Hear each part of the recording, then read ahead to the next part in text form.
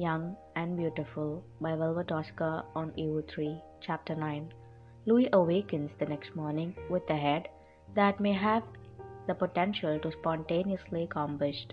Oh God, he breathes blindly, reaching for water on his nightstand. But fuck, there's none, and where exactly is Niall? Shouldn't he be checking on him and fetching him things? When Louis finally stumbled his way through the door last night, the boy was nowhere to be found. Only the remnants of some Irish stew lying in the sink, indicating that he had been there at all since Louis had seen him. I didn't irritate him or anything. It's not as if he had mentally planned out his tirade about the party and Harry Styles on the way home or anything. He really did enjoy the peace of solitude. If Niall had been there, he probably would have ended up playing the fucking piano or farting. But now Louis is awake, only in the most generous sense of the word, and is weakly grasping at air, pillow over his face, as he quietly suffers through existence. Niall, he calls weakly, voice burned from sleep and dehydration. Champagne is evil, it's pretty and fun and it loves you, and it's evil. Niall, he tries again, but his door is closed and he knows Niall is nowhere near dotting enough to be listening for Louis' weak pleas. Thankfully, this is the 21st century. Feeling like he just crawled out the devil's ass crack, Louis fumbles for his phone, finding Niall's name. He is not talking about the fact that he's made it to his list of favorites. It was for convenience and nothing else, and pressing it with all the passion his hungover and pitted state can muster. It rings one. Tomo. Niall answers robustly as soon as he picks up. Where are you? I was just about to have Rory get us some food. You sound very chipper for being awake so early, Louis rasps. It's nearly midday. Midday is early. Any time of the day involving the sun is early. Can't say I disagree with you there, but even so, I had lecture. Just came back in fact. Lecture? It's Monday. Fuck, fuck, fuck, Louis repeats, and it's a quick of despair. I slept clear through. I'm going to be kicked out of school at this rate. Don't be dramatic. So, what say you then? Want anything in particular? Salmon, a sandwich, lasagna? I'm going to need petrol and a match. Throw in some gunpowder while you're not. Does this have to do with Harry? No, well, I guess it could, but no, Niall, I think I'm dying. Where are you? In my room. You called me from your room? Yes. You're in there right now? Yes. There's a pause on the other line, then the sound of heavy footsteps. The door bursts open, and there's Niall in black jersey shorts, a cream-colored long-sleeve shirt, and a snapback, phone pressed to his ear. He looks tired, shadows deep under his eyes, but the brightness of his smile chases any of the darkness away. Praise Jesus, Louis breathes, dropping his phone instantly. Come here, he demands, arms outstretched. Carry me around, bring me water and drug me, I beg you. Niall grins wider, tucking his phone into his pocket before bouncing over to Louis, arms sliding beneath his body. Okay then. Apparently, he's actually going to pick Louis up. No complaints there. Fun night? Niall laughs, hoisting Louis into the air, which does nothing for his stomach. What's fun? I've never heard of it. I'm only familiar with pain and regret. Louis groans, grasping at his abdomen. Can you call Rory again and tell him to bring the hospital? Niall laughs even louder in Louis' ear. Ouch! Before clumping into the living room and dropping Louis inelegantly onto the couch. Ow! Louis whines, shielding light from his eyes. You could be more gentle. I've no time for gentle. Niall hops away and Louis hears him rummaging through cabinets, turning on the faucet and humming some intolerably chipper tone. That's too Irish. By the time he's returned, Louis has already made a mental list of the 10 best buildings he would fling himself off right now to escape his misery. Because true, Louis always been a bit of partier and he's had his fair share of hangovers, but never like this. He's almost entirely sure that Harry poisoned him. I think Harry poisoned me, he voices aloud, grabbing the offered crystal glass of water and pills. Guess we'll have to wait and see. Niall shrugs, hands on his hips, as he looks down at Louis thoughtfully. For what? If you die? Lovely. Louis glanced, but settled his head back down on the pillow. So, how was it then? Niall asks, lifting Louis's leg as he sits next to him, plopping them onto his lap. Not so fast. Where were you? You were gone last night. I came home to an empty flat. Louis moans. I went out with some mates. Nothing big, just a few pubs and clubs and shit. Oh, I met Mike Jagger. Niall adds as an afternoon thought. Louis releases his hand from his eyes. Sorry, I met Mike Jagger. I have a picture. I'll show you later. And Louis really wants to elaborate on this. You met Mike fucking Jagger? And that wasn't the first thing you said to me? And just where the fuck were you that Mike fucking Jagger was prancing around meeting people? But his head has a pulse and the bitter aftertaste of liquor and potentially impending vomit fill his mouth. So instead he just groans his frustration and settles back into the pillow, hands back on his eyes. Right then, you've just forfeited your turn to speak because you're a knob, he mutters irritably. Niall only laughs in response. My night was fun as well. Long, frustrating, sweaty, but fun. Zane and Liam were a good time. There was a champagne fountain, which was potentially poised. There was a lot of shitty music, a gorgeous swimming pool filled with too many people, good food, and I even was able to witness Harry Styles' split personalities firsthand. Did you now? Nell asked, surprised, arms slung over the back of the couch. What did he do? Well, he tried to pull me again and then again, but then he gave up and he turned into a total wanker. You should have seen his face.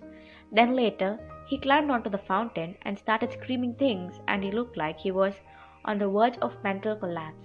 And then suddenly, he was back to normal, like nothing had happened at all. It was mental, mate. I've never experienced anything like that. Niall smiles and shakes his head, clapping Louis on arm. Well, at least you had fun, and he ended up leaving you for fuck alone. You let me know if he ever bothers you. You hear? Louis nods a bit begrudgingly, but it smooths the light creases of concern on Niall's face all the same. Good, he nods. Now, since you're feeling so sure, why don't we smoke before lunch? Where's your next tutorial? I've got one in about 2 hours. Louis pouts. Why is he in school again? Who said this was fun? With a sigh, he curls in on himself, sinks deeper in the cushion of the couch. Perfect. And Niall gets up to get his bowl while Louis whimpers through his pain.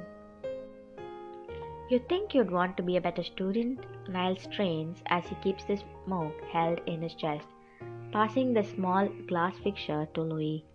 Seeing as how you're spending all this money that you don't really have. Louis is becoming increasingly aware of Niall's complete lack of tact. It's Charles' money, not mine, he mutters, wrapping his lips around the smooth glass and flicking the lighter. Besides, I've only missed a complete lectures. Today's an off day. I'll be back to form come tomorrow. Who's Charles? Dad, replies the mouthful of smoke. Why do you call him Charles?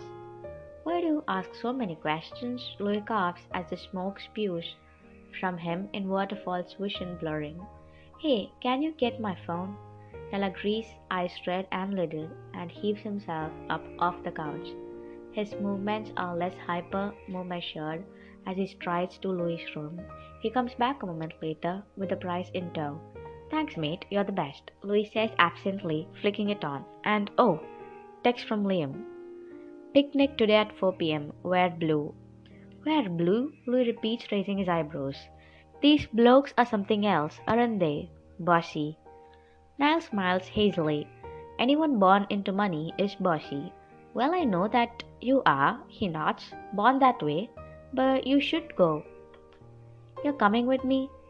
I've got to go rowing. Louis' jaw drops in outrage as he turns to him. That's just becoming an excuse now, isn't it?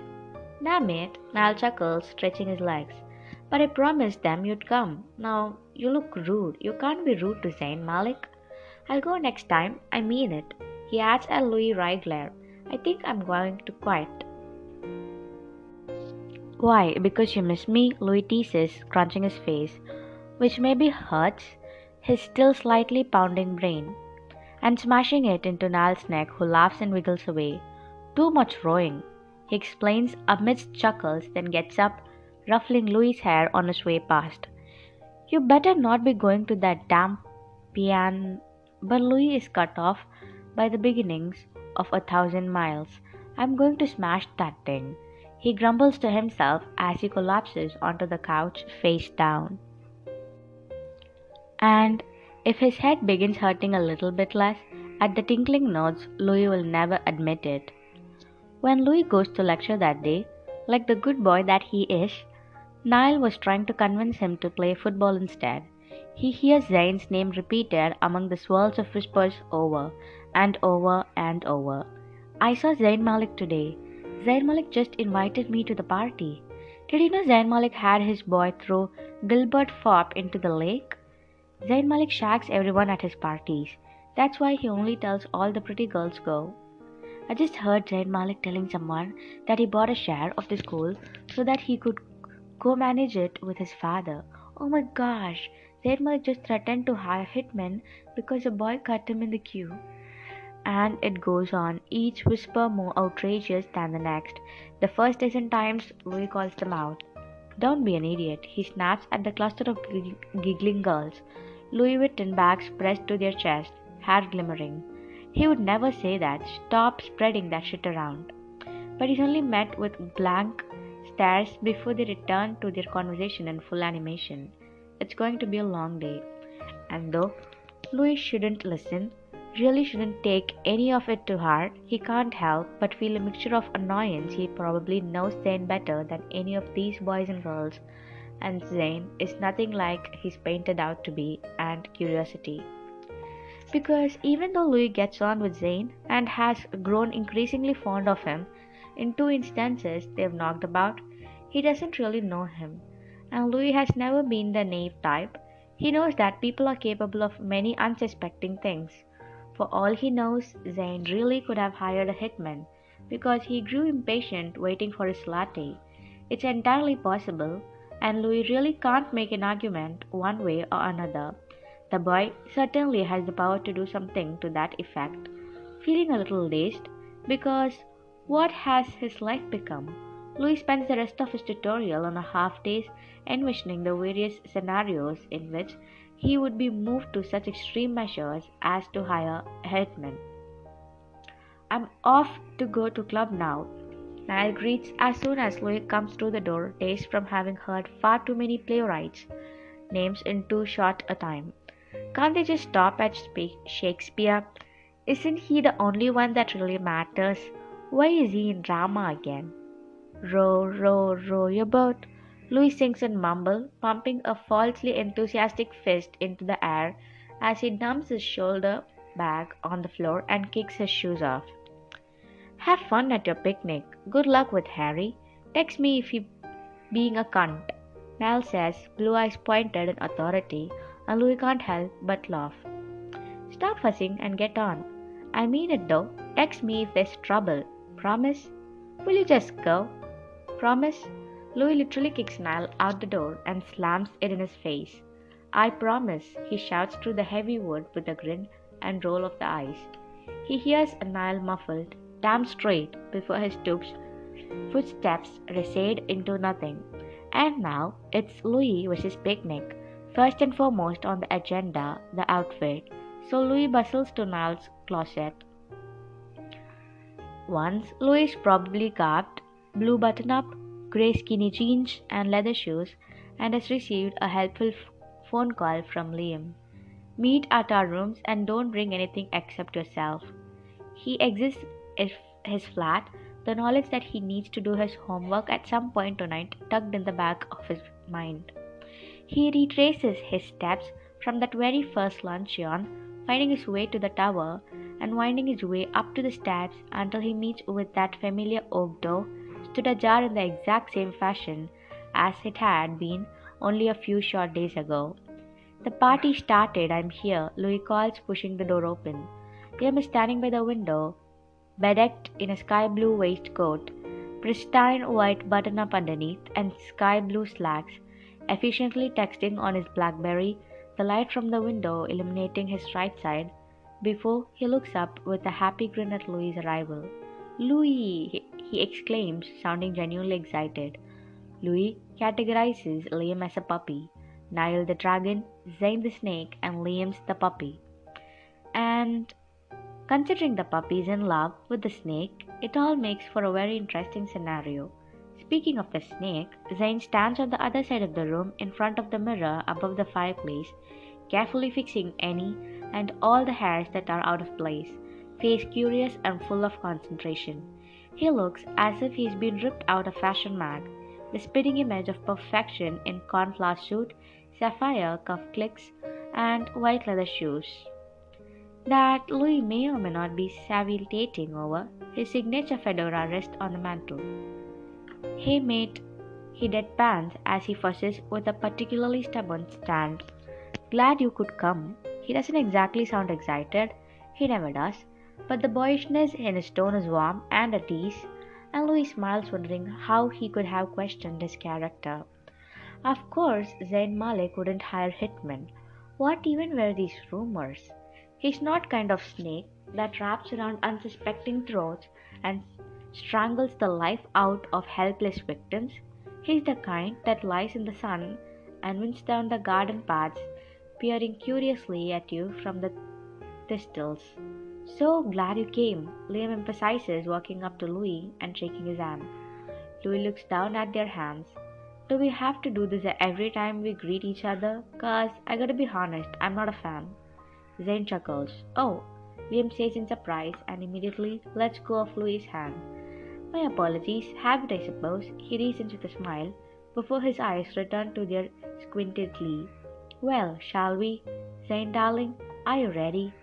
"My hair's shit today," Zane mumbles in answer, adoring his fedora in defeat.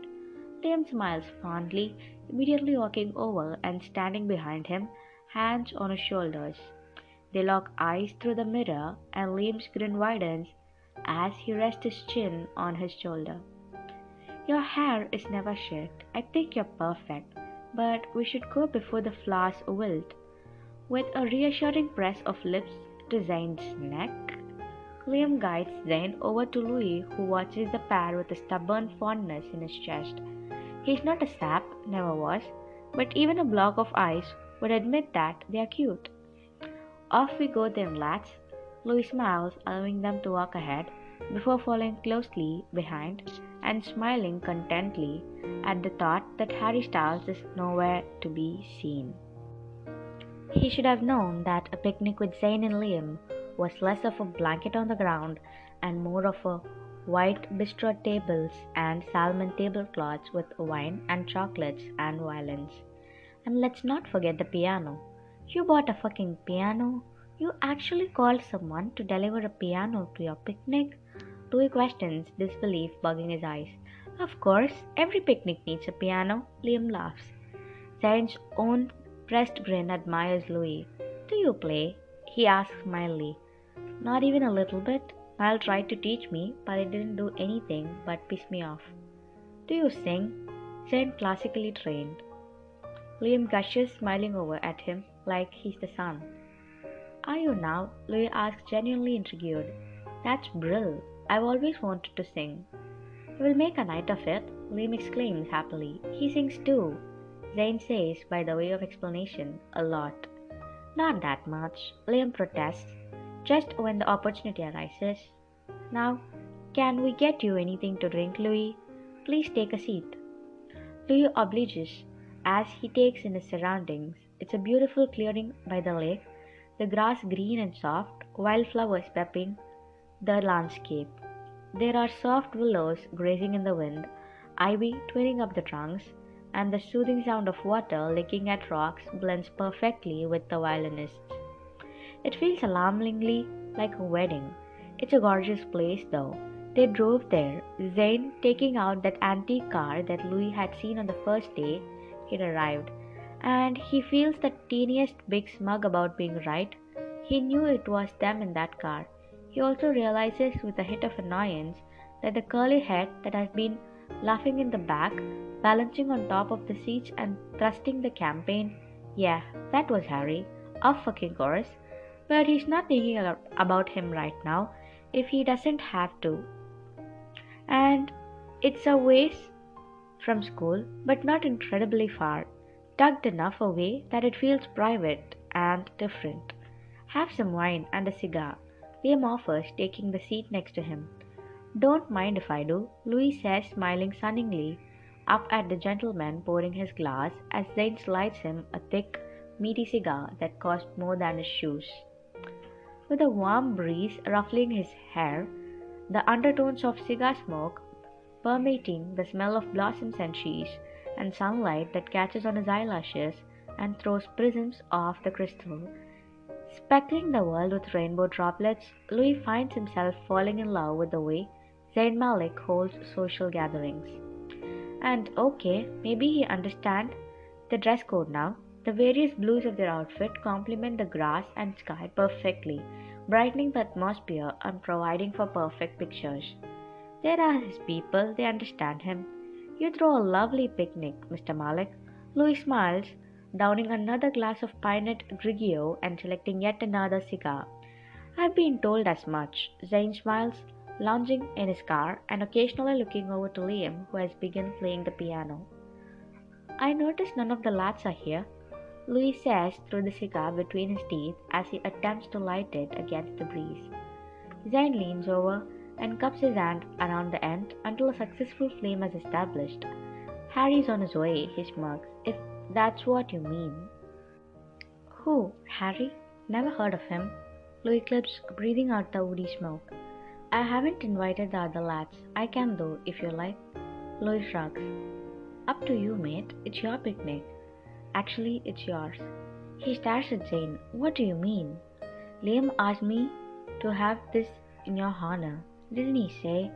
Zane asks mildly, monitoring to the server for another refill. No, Louis says, and he feels his cheeks flush at the idea. This is all for me. The chocolates, the cheese, the wine, the violin, the delivered piano for me. Zane smiles lightly, observing him. We already told you we like you, he says, as if that explains anything. Wow, Louis laughs, uncrossing his leg and fumbling a bit with his shirt. He's not a sentimental person, but he can't deny that he's flattered and secretly very pleased. I don't know what to say. Thank you, love. I think we are going to get on really well. He grins winningly and salutes him, hoping his voice held his emotions in check. I very much agree, Zen says in his silken tone, and just as he opens his mouth to say something more, the sound of an engine comes rumbling up. They both turn to see a sleek black car pull up, its tinted windows cold against the peaceful ambience of their surroundings. The driver gets out, dutifully walks to the side, and opens the door, back stiff and attentive.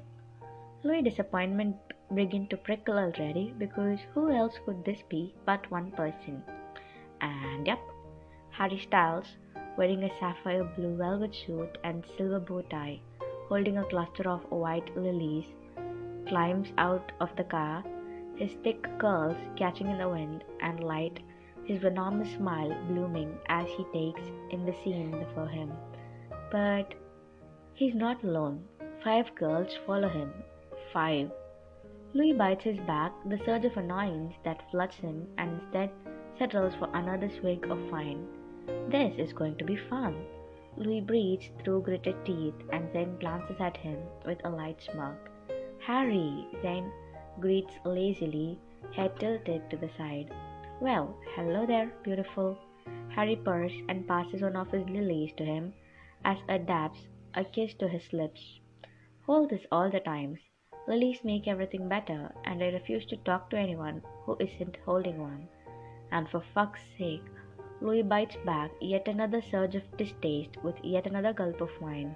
This is going to be a long day. He sits there as Harry and Zane chat, clutching his wine glass a little too tightly, and waits for the inevitable Louis Tomlinson and all the fake charm that he's so accustomed to. Perhaps he'll double his efforts to win Louis over, since yesterday was such an utter disaster for him. Harry smiles one last dead smile at Zane before he disengages himself from the conversation. You look perfect, by the way. I should have snatched you when I had the chance. Shouldn't I have, ladies?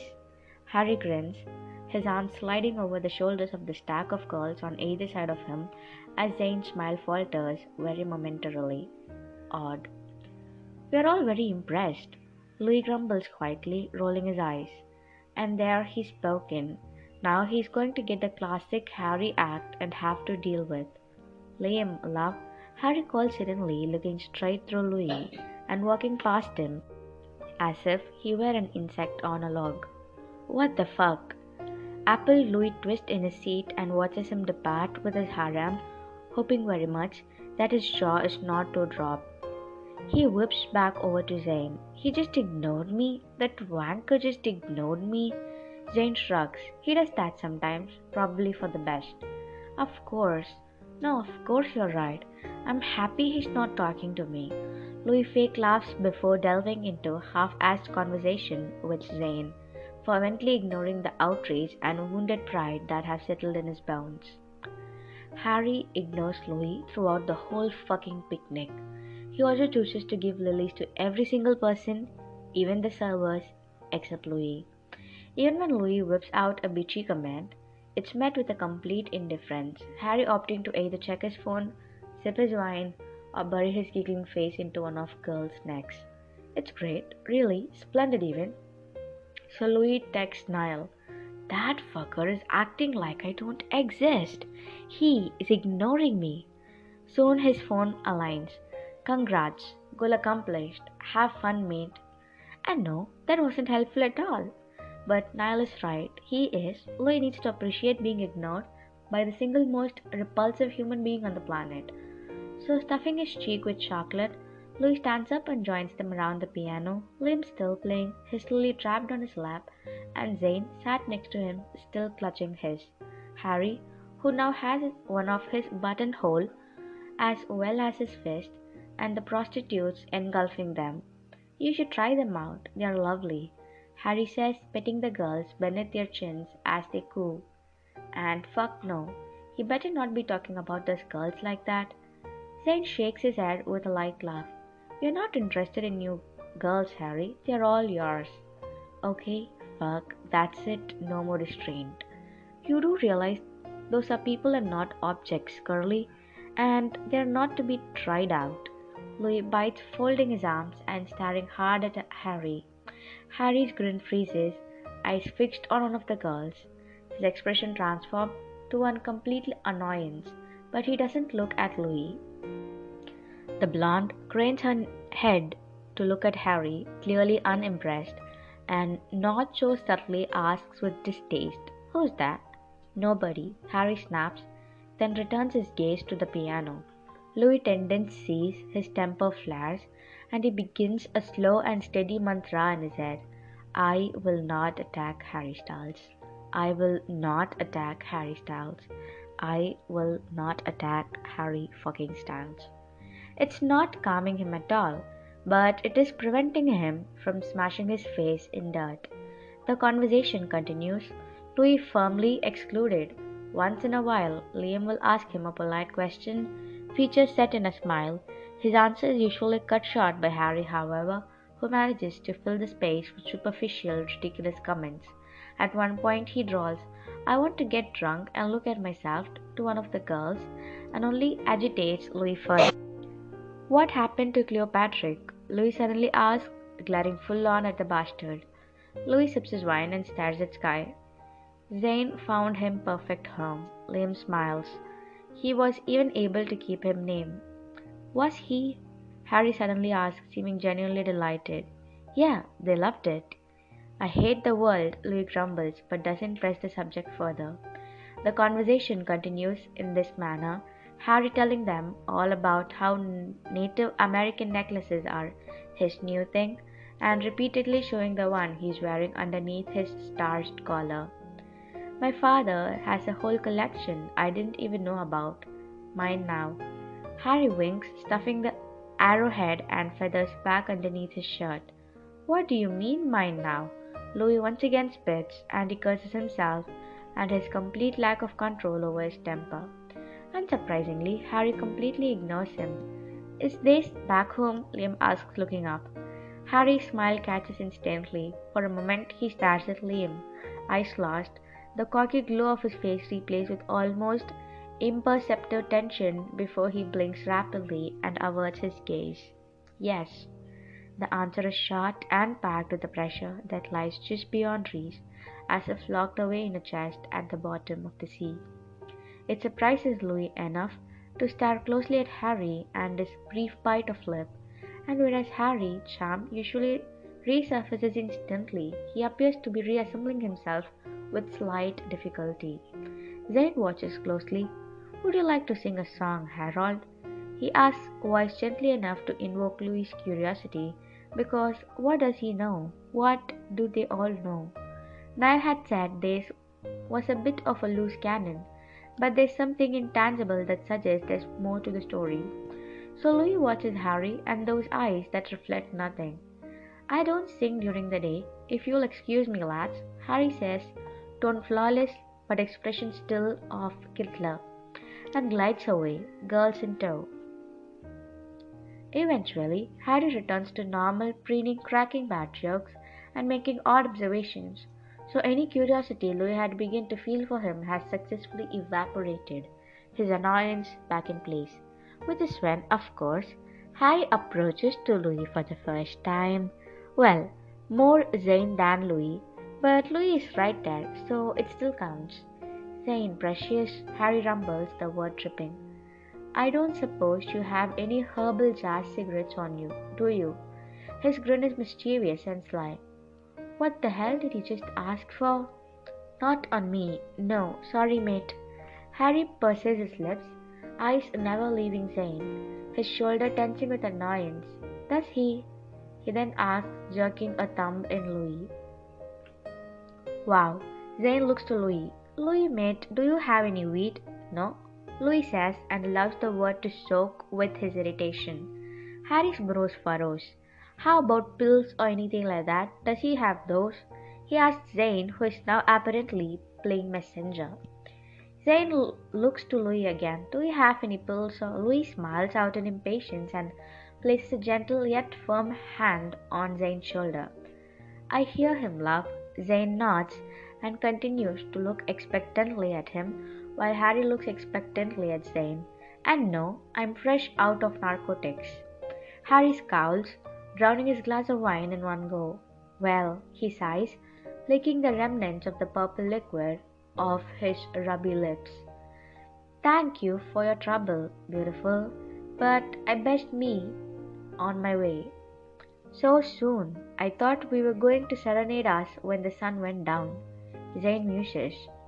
I thought you were, Harry counters, poking a finger into Zayn's chest. I miss your professionally trained falsetto. I was waiting for you. Zayn smirks and then grin at each other. Harry brushes his creamy knuckles against the caramel of Zayn's cheekbone. That's what makes you beautiful, darling. Text me when you're back. With that, he presses a chaste kiss on Zayn's lips and turns on his heel, the light of the sun illuminating his velvet back, the lilies hanging limply in his grip. I think I'm going to leave as well. I've got homework. I absolutely need to go. Without missing a beat, Harry spins around. You know what, Zayn? I may just stay after all. The girls are enjoying themselves. Oh, for fuck's sake. Subtle, Louis glares, and though Harry does not return his gaze, he visibly smirks. Zayn shakes his head as he looks between the pair, just as Liam joins them. You're not leaving, are you? Liam asks, Louis' eyes wide. I am indeed. Homework, you know, being a student and all that.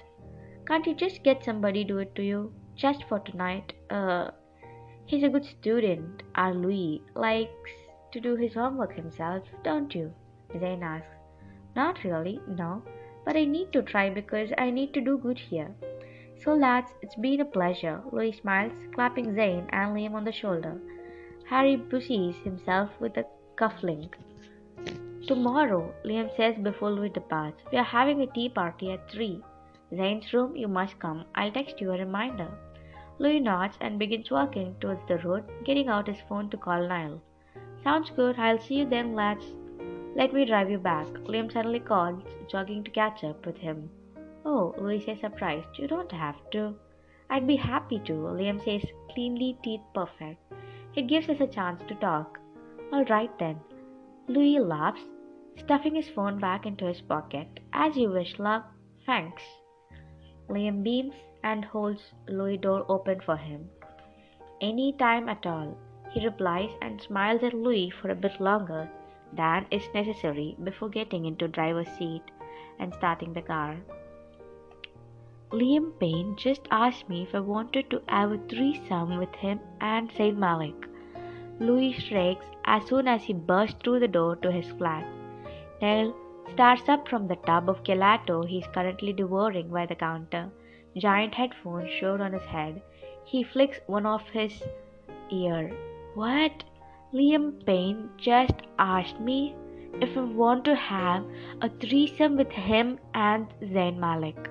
Louis repeats on octave higher. Niall stares for a moment, gelato dripping off his spoon before bursting into laughter. It's not funny, Louis screeches. What if that's the only reason they've been nice to me? To add me to their twisted sex games? Am I just a body to them?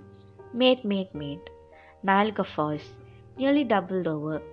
That is classic. That is the best thing I've ever had.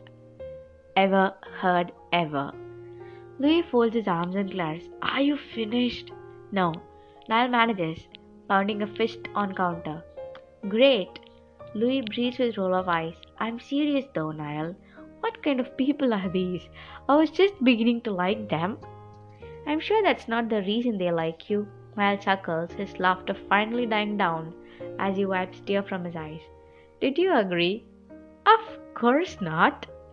Did he take it well? Yeah, he was fine actually. It was just a casual offer. I don't think he was planning it out on anything. Louis says, sitting down on one of the velvet armchairs and feeling a bit sick. How did it come up? Well, he was talking about this and Zayn's relationship, and he asked me if I was single. Then he asked why, and then he just asked me. Was it a pity invite because you're alone? Niall asks, putting the lid on the gelato and returning it to the freezer. Oh God. Louis shrinks in horror. Oh my God. You don't think it was? Was it? Does he think I'm pathetic and so lonely that he was offering his and his boyfriend's bodies to me? Louis ponders his good and hard and then suddenly clutches a hand to his chest, gasping. Oh my God, but that's sort of beautiful. He looks up at Niall with shining eyes. Niall faces him and stares, eyebrows nearly lost in his hairline. Beautiful? Are you being serious, Tomo? Is that you? Are you drunk? Niall asks and walks up to Louis and inspects his face suspiciously. I mean, Nyla, if that's what he really meant, that's so sweet. Not really, still a bit fucking creepy. Creepy, yes, but much less so than when I thought he was just after my perfect body. He was just being polite. Louis exclaims with sentiment, smacking Niall on arm with enthusiasm. Aw, you lads and your posh manners. You're a bunch of nutters, but I think you're growing on me. Niall shakes his head and laughs, pulling Louis off of the chair and into standing position. Funny that it took a sexual proposition for you to see that and not say us being mates. But I don't look like a gift horse in the fucking mouth, so let's play FIFA. Then, dinner? My choice? Louis asks, raising an eyebrow. Your choice. Niall agrees, then hops over the back of the couch and settles himself on it, Louis following with a pleased grin.